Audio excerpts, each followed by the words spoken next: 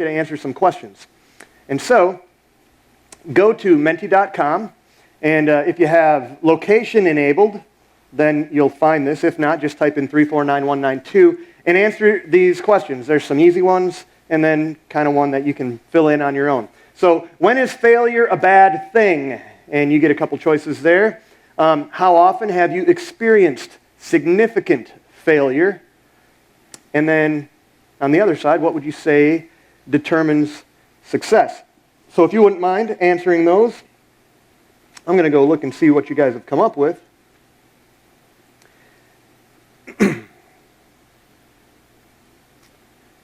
And so as you're filling it out, when is failure a bad thing? At this point, people are still voting, and so it's popping around, but somebody's catching up. Nobody says failure is always a bad thing. That's good. Somebody says failure, actually a few people, 3 or 4, say failure is never a bad thing. The bulk of you would say that failure is occasionally a bad thing. Let's see here. How often have you experienced significant failure? Nobody apparently is immune to it. And it's interesting, it just gets more and more as we go towards 6 and more. So there's almost a dozen of you that have 6 or more significant failures. So you're in the right place, because that's where I'd be. And then some of the things that people are saying, what determines success? I'll just read some of these off. The impact it has on others. Completing your goal. How your actions affect those around you. Obedience is success. Preparation and luck. The degree to which a goal is achieved. If the results are pleasing to the Lord, never quitting. Learning from your failure. These are good. Being willing to fail through repeated trying. Interesting. What you learn from the situation. Okay, this is good. So good job, guys. I appreciate it. Obviously, if you're quick, you can realize that we're actually going to be talking about something like this today. And we've been going through and way to go, because a lot of times we don't always get a way to go. We get a, man, that was horrible. And so, like even just the start of this morning, okay? You could be like, man, these guys don't have their act together. What a joke. Or you could say, good job, Jace. You figured it out, and it's up on the screen. So that's what I'm going for, and we want to give you a way to go. We're going to talk about a guy named Moses. Most of you have probably heard about Moses. If you haven't, here's the story, kind of in a nutshell. Moses is, let me point some other people. Maybe you'll actually, because we don't have a picture of Moses because he was thousands of years ago and they didn't have film. So let me give you a picture of some people maybe you'll recognize. Okay, does anybody know who this guy is? Anybody know? He's a billionaire.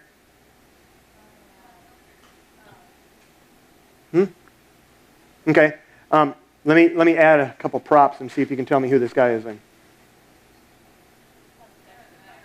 Yes. Now get it right. His name is Sir James Dyson. Sir James Dyson. Now, you might not know this, but Mr. Dyson, in 1978, he bought a vacuum cleaner, a Hoover, and it went from sucking to sucking. In other words, it didn't work. And so he's like, this is horrible. Why, if the bag is full, is it not working? And so he started to try and make a vacuum cleaner that would maintain suction. And so he spent 8 years trying to perfect it before he sold one through a mail order catalog in Japan, because nobody would purchase them. And then he spent a total of 14 years trying to perfect it before he finally got it sold. He was in debt. Obviously, there was difficulty before he finally started being able to sell them in the UK, where he's from, and in the US. And you may not know this. I didn't know this. I was amazed. How many times do you think he failed at his vacuum cleaner? How many failed prototypes do you think he had? Just shout out a number. More. 1,500. More. Not quite 10,000. 5,127 sucks.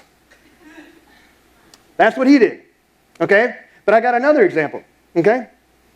And this is from something, because not everybody owns the Dyson, but this is probably from something that everybody around here has probably used. All right? Let's see. Oh, no. Did it not come in? Where's my pictures? Okay. I don't see the pictures. That's not it. You already did that. This is a great example of failure. And I'm not even doing it on purpose. Okay, we've seen him. We've seen him. You guys know who this is now. How many times did he fail? That's right. Good job. See? It's amazing. It's impressive, isn't it, to fail that much and then become a billionaire. I'd be willing to fail that many times if I could be a billionaire. And then, all right. Well, then I'll just tell you, because apparently I got rid of it. So there's this guy. His name was Spencer.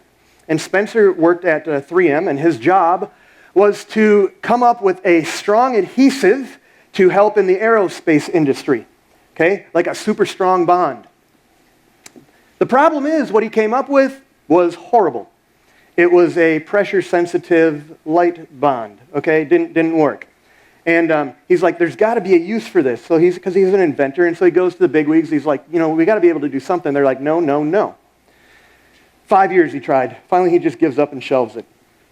And then his buddy, who is a singer in the choir, always loses his place. He puts bookmarks in his hymnal, but when he flips through his hymnal, the bookmarks fall out, and he's like, I wonder if this stuff would make it stick to the page, and then I wouldn't lose my spot. And so he asked him for some of his failure juice, and he put it on some paper, and he made it work. In the meantime, they're trying to sell it, thinking, this is great, it doesn't leave a residue. What we should do is we should put it on a bulletin board, and then you can stick paper on it, and then you can pull the paper off, and it'll be, we'll just use it like that. But the guy with the hymnal, his name was Howard or Henry Fry, something like that. He's like, you got it all wrong. You should put it on the paper. So they put it on the paper, and it took another 6 years for them to turn that into something that they brought to market, which was at first called Peel and Stick. Anybody know what we're talking about? Yeah. You know how well Peel and Stick sold? Horribly. Didn't do anything. Nobody wanted to buy it, and so all the corporate bigwigs who've been saying no for 5 years to begin with, another 6 years after that, they're like, it's a stupid idea. They're like, give me one more shot. And so they made up little packets, and they went to, I don't even remember what city because it's not in my notes and I can't read it.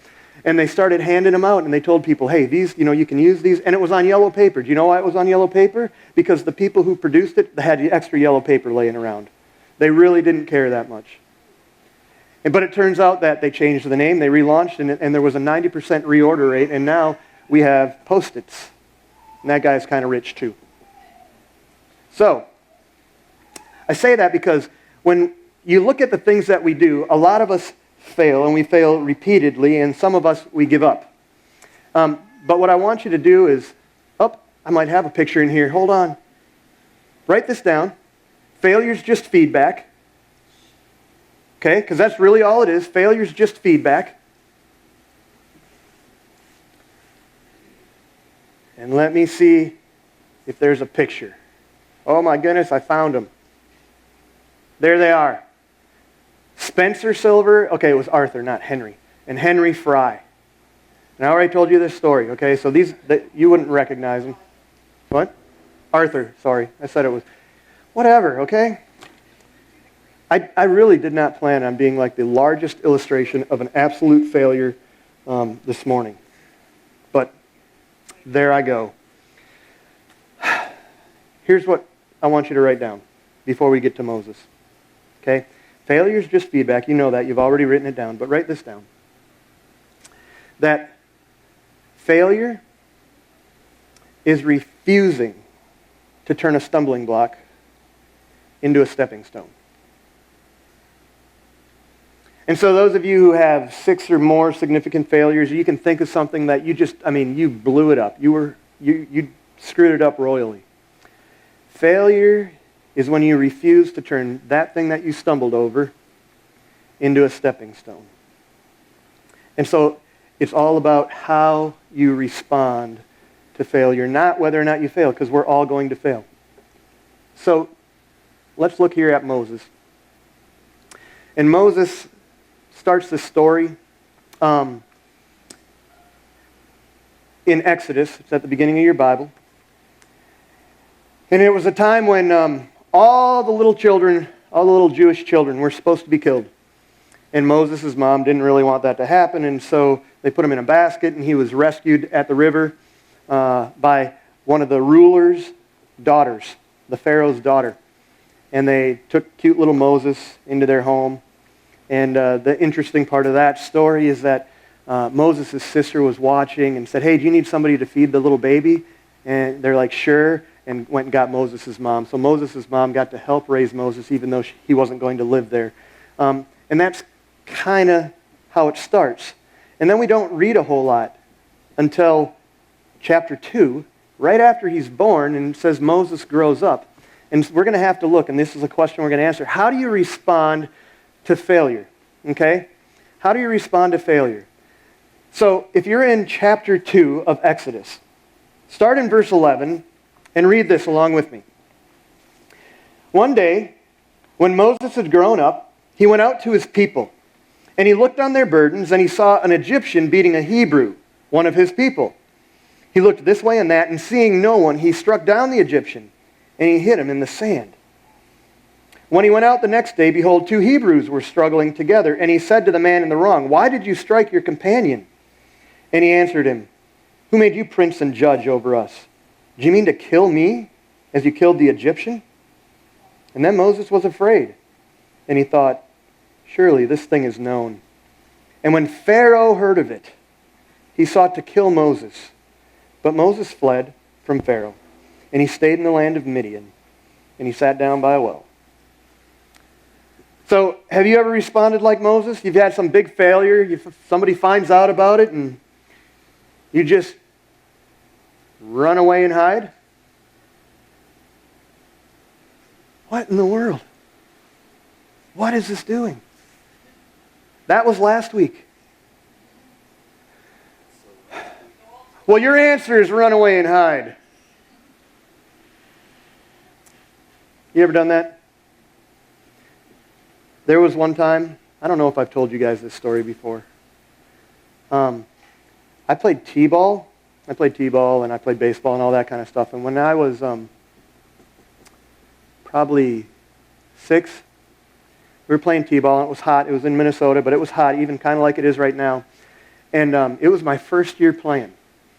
And I remember coach saying, "You need to be in the ready position." And so the ready position is like this, hands on your knees, ready for the ball to come. And I'm out in the outfield, and I'm in the ready position, and coach says, "Don't move." Because little kids around that time, like they find a dandelion or a butterfly, and they're not even paying attention. Ball comes, and, you don't do anything. He's like, "Don't move. Ready position, be ready, and wait for the ball." And it was about the second kid batting that I realized, I need to go to the bathroom. And nobody had hit it to the outfield. And I didn't want him to know, because I'm like, can I raise my hand? And say, I don't know how to do this, because it's like one of my first days of practice. And so I kind of just leaned to straighten one leg. And I started peeing down my leg, but in ready position. Nobody knew until I came in. And my mom looks at me and she goes, "What did you do? Why are your pants wet?" I felt just like Moses at that moment. I wanted to run and to hide, because then she asked the worst question of all. In front of my friends, "Did you pee your pants?"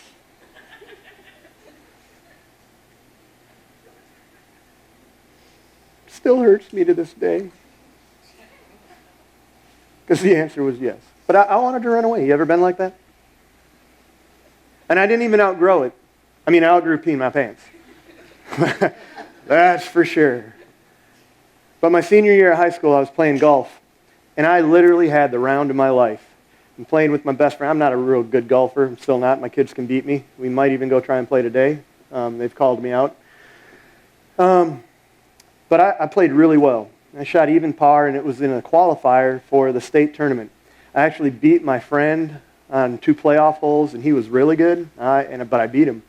on a couple playoff holes, which was really cool because everybody's following you around because, hey, one of you guys got to win. And anyway, so that was cool. So I skip my senior year, senior night kind of thing. I can't go to that because I have to go play a 2-day golf tournament. And I show up the first day. And just out of curiosity, like this year, when I remembered this story, I went and I looked. And the highest score from the men's and the women's this year was still about 17 strokes less than what I shot my first day. I broke 100. I am one of the top 73 or 74 golfers in the state of Minnesota, and I shot 112 on day one. And you have to go back the next day, and of course the worst guys go first, and so I'm supposed to go first, and I come back and I told my coach, I'm quitting. I'm not going back. And he wouldn't. I wanted to run away. I wanted to hide. And he wouldn't let me. And I went back. He says, you'll do better, and he was wrong. He lied to me. I shot 114. Thanks for the support, guys. Really appreciate it, laughing at me. Have you ever wanted to run and hide? Because that's a typical response to failure, but failure is just feedback, and failure only happens when we refuse to use a stumbling block as a stepping stone. So what does Moses do? He runs away and hides, sits down by a well, and he spends 40 years out in this land of Midian, finds himself a wife, has a kid, and then goes for a walk. God speaks to him from a burning bush. This is chapter 3. You can read all this. There's no way we can cover like 45 chapters of Moses in a little bit of time, so there's a lot I'm going to skip. But then God talks to him, and he says, I need you to go back to Pharaoh because all of your people, the Hebrews, are being, they're enslaved and they're being abused, and I need you to go back and tell Pharaoh to let your people go. And so Moses has some arguments with him and all that kind of stuff, but ultimately he's going to go. And so we get to chapter 5, and when Moses goes to talk to him, it doesn't go real well. Moses goes and says, hey, let my people go, and has things, and Pharaoh's like, who are you, and what are you talking about? And he increases their work. They're supposed to make bricks out of clay and straw, and Pharaoh says, you need to make more bricks, and I'm not even going to give you the straw now. So it's just becoming more and more miserable for his people. And Moses isn't exactly doing a good job. So if you look here, we'll see how this looks in chapter 5, verse 15. And we'll go to about 20. We'll go to the end of the chapter. Then the foreman of the people of Israel, they came and they cried to Pharaoh, why do you treat your servants like this? No straw is given to your servants. And yet they say, make bricks. And behold, your servants are beaten. But the fault's in your own people. And Pharaoh says, you are idle. You are idle. Why is it that you say, or that is why you say, let us go sacrifice to the Lord. Go now and work. No straw is going to be given to you, but you must still deliver the same number of bricks. And the foreman of the people of Israel saw that they were in trouble when they said, you shall by no means reduce the number of bricks, your daily task each day. And then Moses and Aaron, who were waiting for them, as they came out from Pharaoh, and they said to them, the Lord look on you and judge, because you've made us a stink in the sight of Pharaoh and his servants, and you've put a sword in their hand to kill us. And then Moses turned to the Lord and he said, Lord, why have you done evil to this people? Why did you ever send me? For since I came to Pharaoh to speak in your name, he's done evil to this people, and you have not delivered your people at all. So maybe you failed and felt like running away and hiding, like Moses did when we first kind of hear about him, but maybe you failed and things haven't gone the way that you wanted or that you expected, and this is your response. Doubt and discouragement. You failed and you're like, I can't imagine what Sir James Dyson thought after number 2,000 or number 3,000. He's like, why am I even bothering? As his wife's working and he's tinkering and they're going into debt. Like, how do you do that? There's got to be some kind of doubt. Like, God, what are you doing? Why is this not working? Why are things not turning out the way that I want them to? Maybe you've had a failed business venture. Maybe you've tried, you thought that you were going to try one of those multi-level marketing things. And you're like, this will get us so that I don't have to work here, and it didn't work. And you're like, God, I really thought I was supposed to do that. Maybe you think, why am I still single? God said, I thought that I was supposed to be married. Why am I still single? Or why can't I get pregnant? Why do we still not have kids? Why am I still broke? Like, why am I still sick? I don't know what it is that hasn't worked out on your behalf, the things that you're doubting or the discouragement that you've got, but we're going to see that the Lord wasn't done with Moses, and he's not done with you. And so Moses' story continues. Again, we can't cover all this, but basically Moses is going to go and talk to Pharaoh, and there's all these 10 plagues, excuse me, and all this stuff that Moses is really good at making sure happens. And so, he says, hey, let your people go. And pretty much every time it says, Pharaoh's heart is hardened, Pharaoh's heart is hardened, the Lord hardened Pharaoh's heart. And all of this stuff happens. And so finally you get to chapter 12, and this last plague, the 10th one comes, of the plague of the firstborn, where all the firstborn of Egypt die, but the firstborn in Israel do not, or the Hebrew firstborn, they're in Egypt too. And then they go from there because Pharaoh says, get the heck out of here. He says, leave. And so they leave. They follow this pillar of fire and a pillar of cloud by day, by night. They cross the Red Sea in chapter 14, which is pretty cool. I'd encourage you to read it.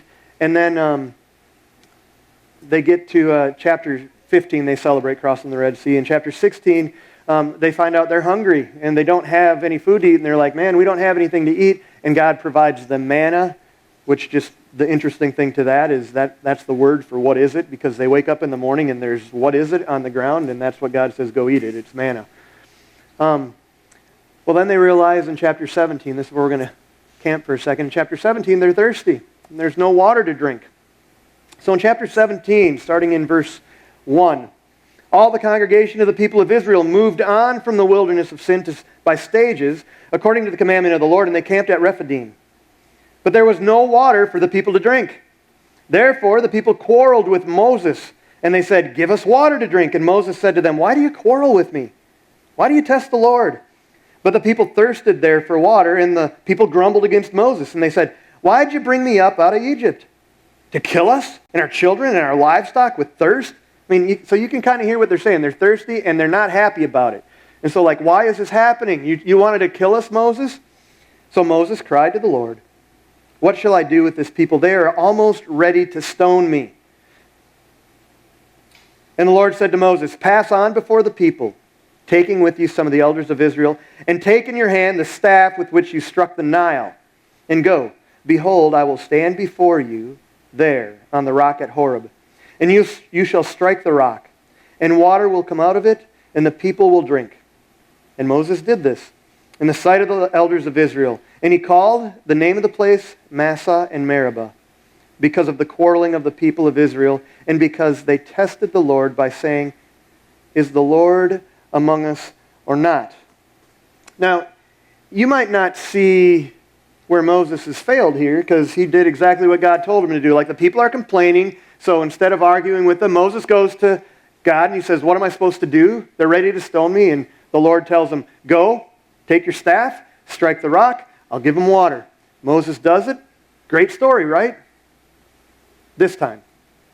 What you might not know is that if you'll turn and go to Numbers, which tells some more of what's happening as they're traveling around. In Numbers chapter 20, again, they've been wandering around, but in Numbers chapter 20, right after Moses' sister dies, we get to verses 3, chapter 20, verse 3, and the people quarreled with Moses again, and they said, would that we have perished when our brothers perished before the Lord? Why have you brought the assembly of the Lord into the wilderness, that we should die here, both we and our cattle? And why have you made us come up out of Egypt and bring us to this evil place?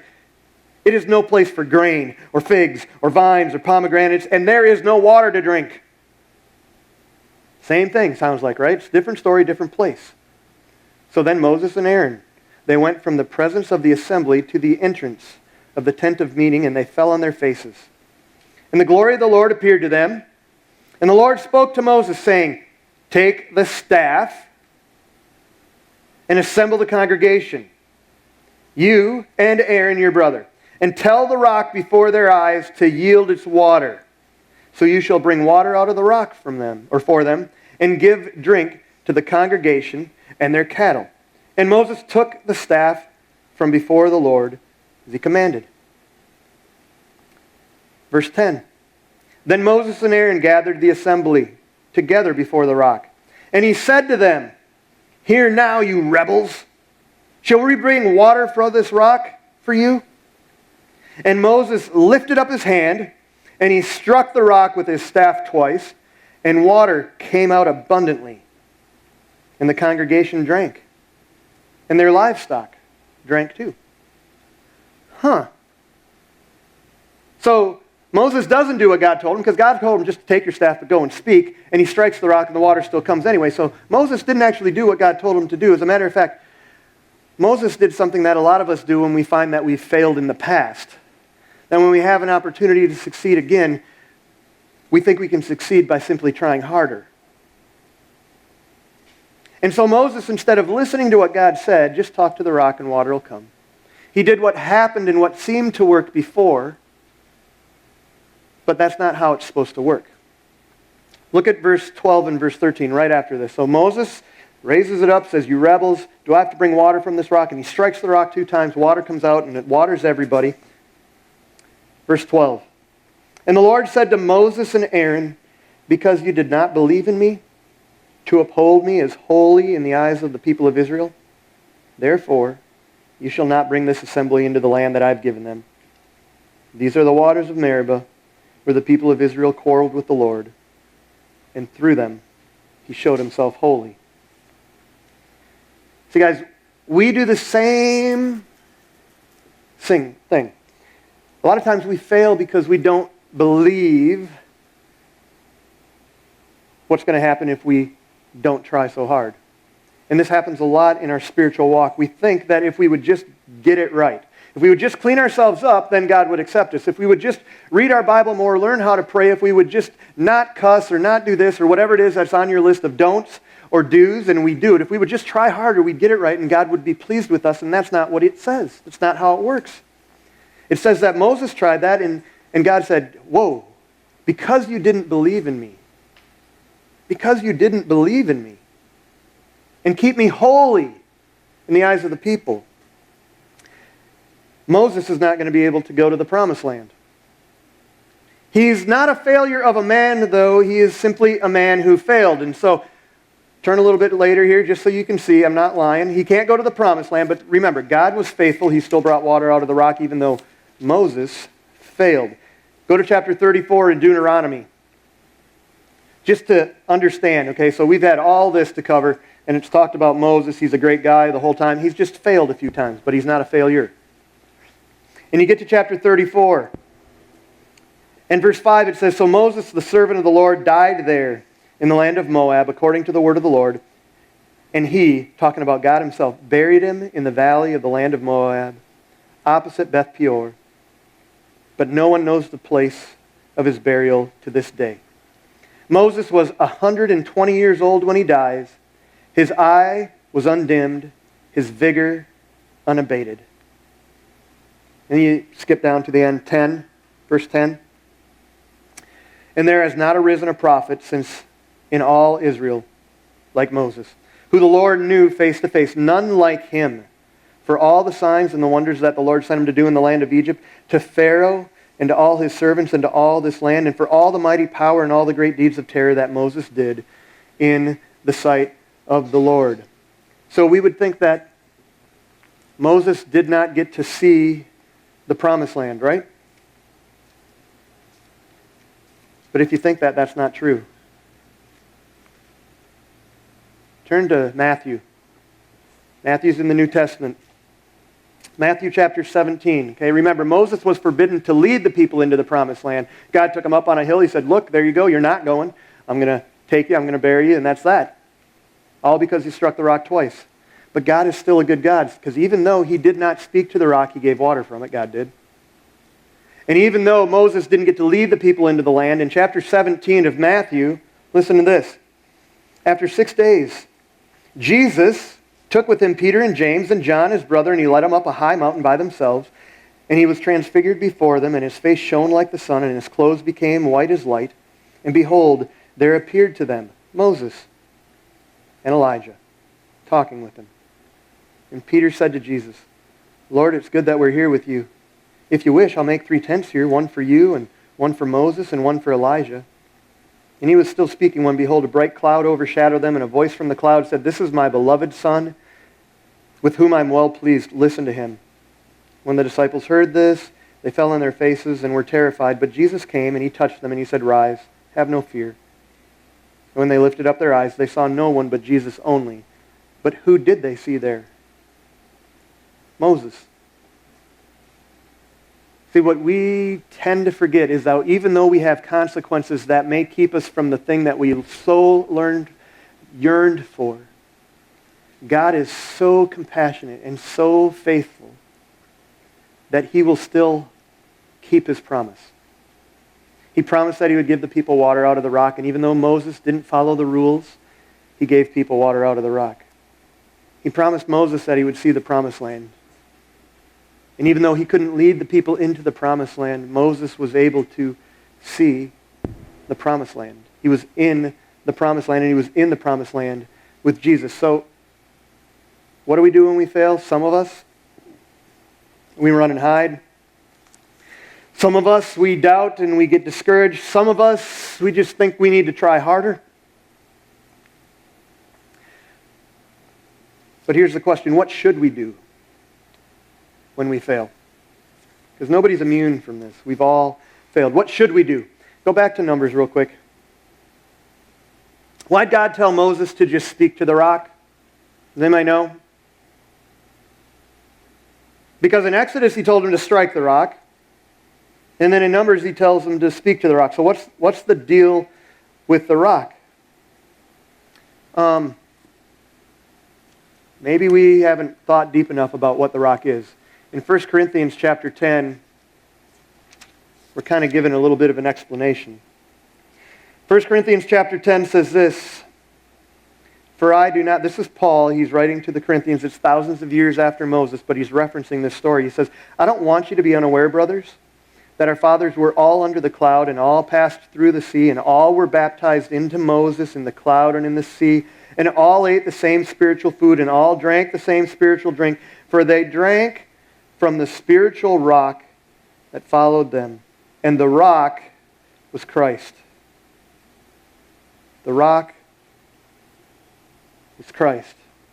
Like, this is a picture. The rock that we're talking about here that flows forth water, the Holy Spirit a lot of times is referred to as water. The rock that sends forth the Holy Spirit, the rock that sends forth water is a type, okay? It isn't Jesus, okay? Jesus didn't turn into a rock. But it's like a foreshadowing of Jesus thousands of years before Jesus shows up. So why did not Moses strike the rock the second time? Why was he commanded to not strike it the second time? Well, I'll tell you why. Because Jesus was sacrificed once for all, not twice. And too many times we think that we need to go back to the crucified Christ. We don't. The reason that Jesus is the rock is because he's been resurrected. So how should we respond to failure? We should just return to the rock. We should go back to the rock. Moses is standing there. The people are grumbling. They're thirsty. The rock's already been struck and brought forth water, a different rock. And God just says, go back to the rock. Take the staff, take the assembly, tell the rock before their eyes to yield its water. Go back to the rock. I told you Jesus was only crucified once, which is a good thing. Just to kind of remind you, in Hebrews chapter 9, tells us this. Hebrews chapter 9,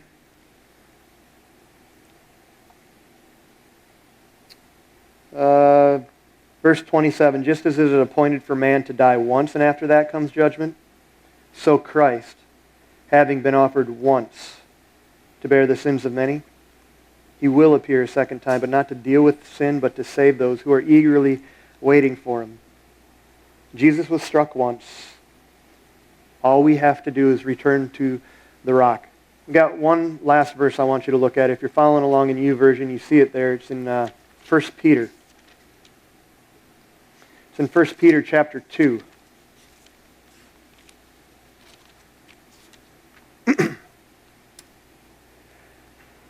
Listen to this. 1 Peter chapter 2, starting in verse 4. As you come to him, return to the rock, as you come to him, a living stone rejected by men, but in the sight of God chosen and precious, you yourselves, like living stones, are being built up as a spiritual house to be a holy priesthood, to offer spiritual sacrifices acceptable to God through Jesus Christ. For it stands in Scripture, behold, I'm laying in Zion a stone, a cornerstone, chosen and precious, and whoever believes in him will not be put to shame. So the honor is for you who believe. But for those who do not believe, the stone that the builder rejected has become the cornerstone, and, check out verse 8 here, a stone of stumbling and a rock of offense. They stumble because they disobey the word they were destined to do.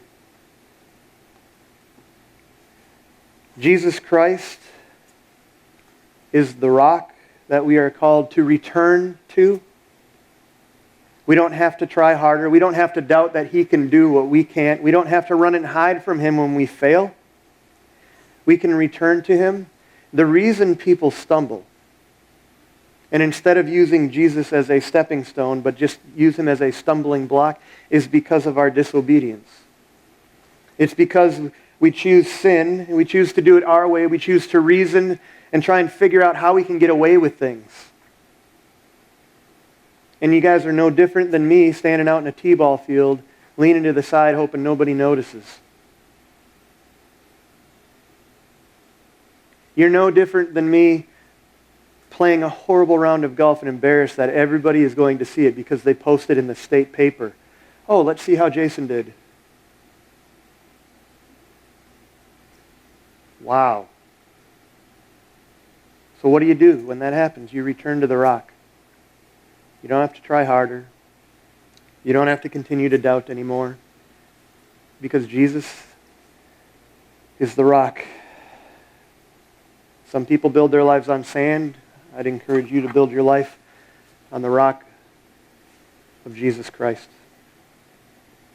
So what's the way to go? The way to go is Jesus. It doesn't matter how often, how many, or how badly you fail, because it's okay. The thing that's not okay is staying in your failure. Moses failed, but he was not a failure. Because remember, failure is feedback. So turn your stumbling block, whatever it is, into a stepping stone. Failure is when you simply refuse to do that. And some of the ways we refuse is just by trying harder,